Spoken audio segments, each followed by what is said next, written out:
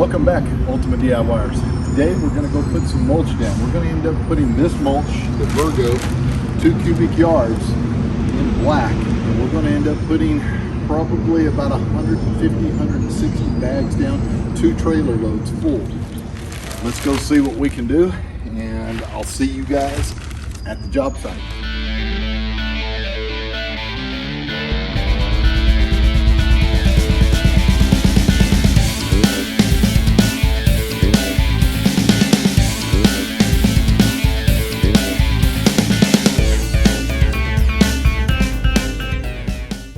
So here you go.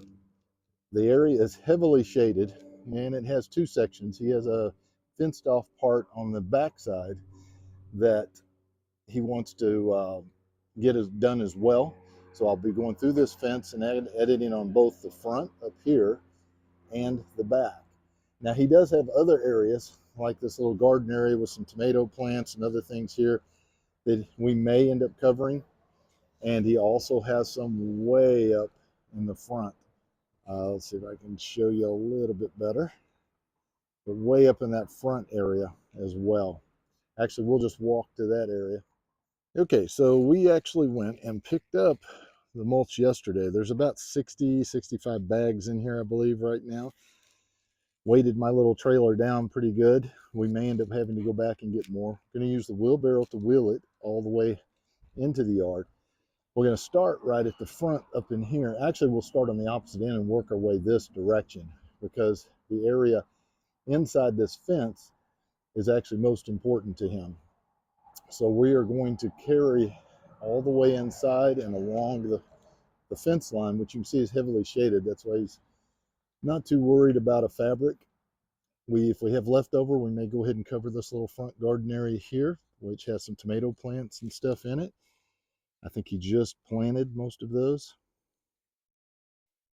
But we may cover that, we may not. We're going to focus back here. He does have some really interesting little statues and things in his backyard. The other side of his yard has the pool, which has more of those.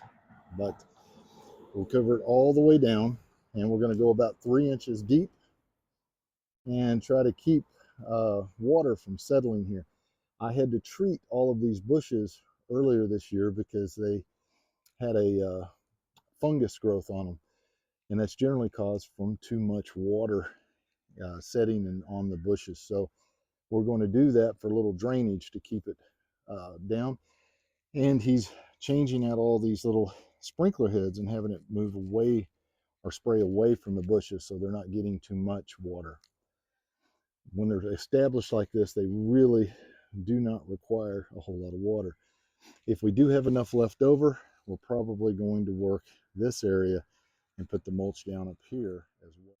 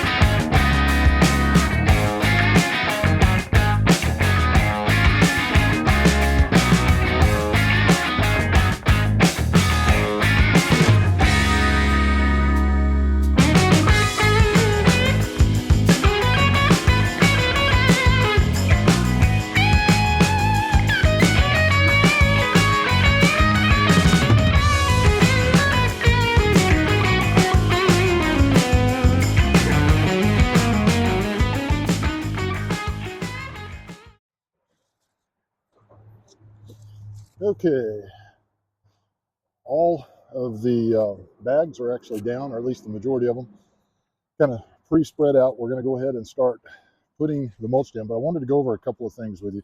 One of the things you need is to wear gloves and probably a long sleeve shirt. And you may not understand why when I'm talking about mulch, but mulch is bark generally come from forests, or depending on where it comes from. Sometimes it's forest, sometimes it's left over from sawmills. It just depends on what it is, but it's usually the wood that is not able to be used to make lumber from. So it's usually hardwoods and all. So that being said, a lot of times it has poison ivies and things in it. So several times I ended up with poison ivy and couldn't understand how I was getting it, because I know what poison ivy looks like and I stay away from it. Come to find out, it's a lot of times inside the bark, so you have to be cautious.